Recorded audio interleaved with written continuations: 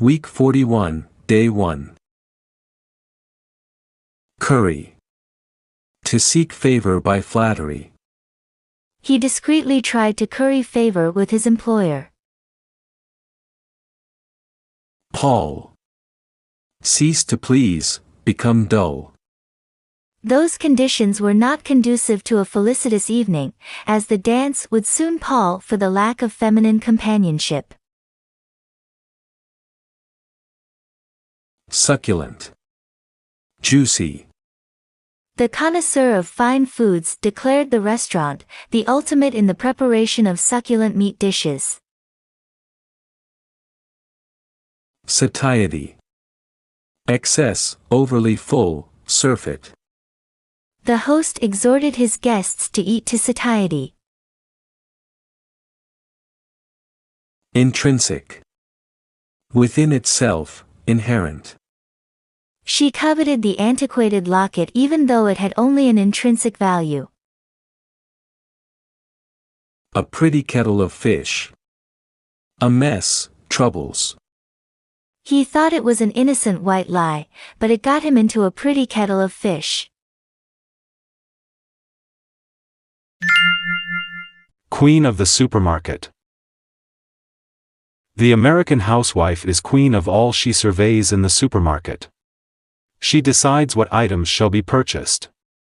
Grocery manufacturers are well aware of her power to make one product a success and another a failure.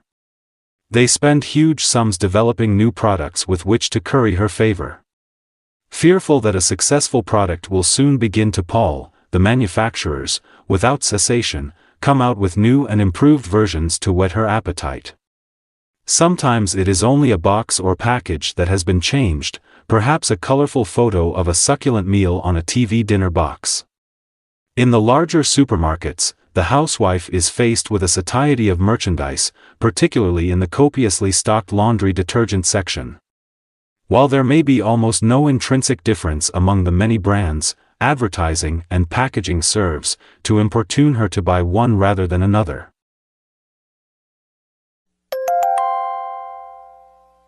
Week 41, Day 2. Potpourri. Medley, mixture.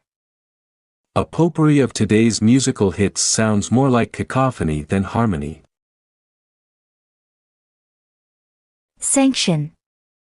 Endorse, certify. I cannot sanction your lax attitude towards the imminent threat of a conflagration. Denote. Indicate, show, mean. His levity at such a serious moment denotes a lack of feeling. Allude. Hint, suggest. You can be sure the candidate will allude to the moribund state of our economy and offer his panacea. Insidious.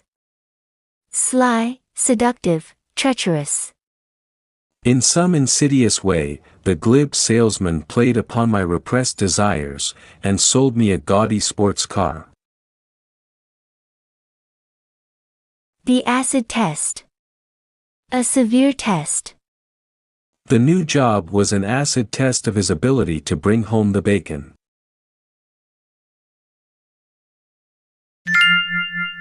It's what's outside that counts. Packaging of grocery items is a facet of advertising that is too little appreciated by consumers. Walking up and down the aisles of a supermarket, one seldom stops to analyze the individual package in the potpourri of items on the shelves. The manufacturer had to glean and test many different designs before he accepted the one you see in the array before you. Before he will sanction the use of a particular can, box, or bottle, he must know many things about its efficacy. He wants to know if the colors attract. A white box may denote cleanliness, a red one, strength. There may be a photo or a drawing that will allude to the product's use or special qualities. A lackluster package may be fatal. Next, the size and shape are important elements. The housewife may want a small package for easy storing, but a larger package may suggest economy.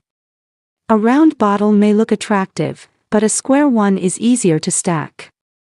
These are some of the insidious aspects of packaging, the main purpose of which is to attract your attention as you peruse the crowded supermarket shelves. Week 41, Day 3. Propriety. Suitability, correctness. We question the propriety of making fun of obese people. Advent. The coming of an important event. With the advent of text messaging, Roger was busy night and day. Impious. Lacking respect, irreverent.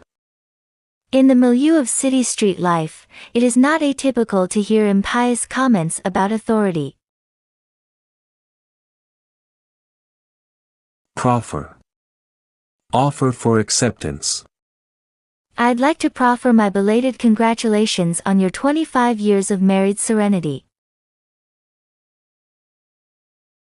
Spate. Rush, flood. A few years ago, there was a spate of science fiction films about awesome monsters, causing pandemonium on our planet, but after a surfeit of that genre, their popularity began to wane. A blind alley. A direction that leads nowhere. The modus operandi was leading up a blind alley and they were barking up the wrong tree.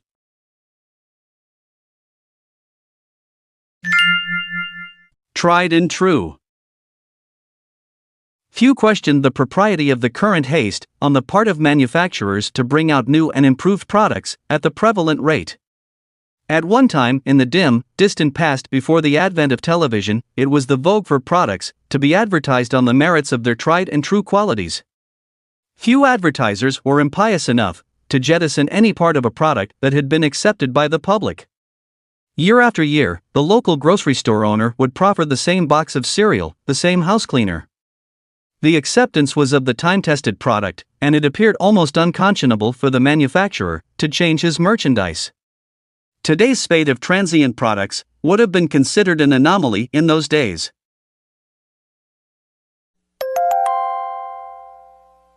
Week 41, Day 4. Shibboleth. Pet phrase, slogan. People often try to compensate for their deplorable lack of culture by repeating the shibboleth, "I know what I like."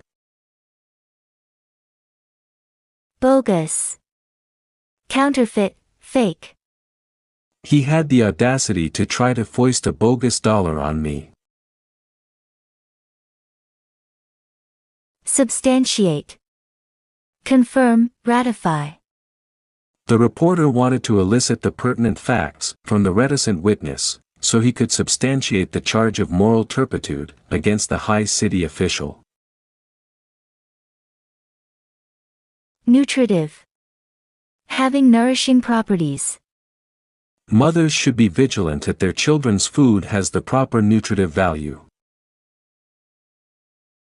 Raucous. Harsh, shrill. There were raucous complaints about the inordinate number of fatal accidents caused by inebriated drivers. To twist around one's finger. To control completely. He winked at the little girl's bad behavior. She had him twisted around her finger.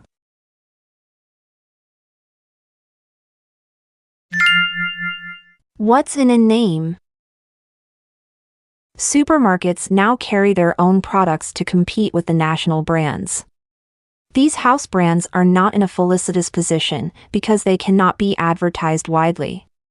Supermarkets overcome this encumbrance by making these brands less expensive. Many people believe the shibboleth, "You get what you pay for," and they purchase items on the premise that quality varies as the price does. Are the claims made by nationally advertised brands bogus? How can one bread company substantiate its nutritive superiority over another? As there is no incontrovertible evidence, the more expensive bread, or coffee, etc., must compensate by increased advertising. They make inordinate claims, using those raucous techniques proven so successful in convincing the frugal consumer to switch to a more costly brand.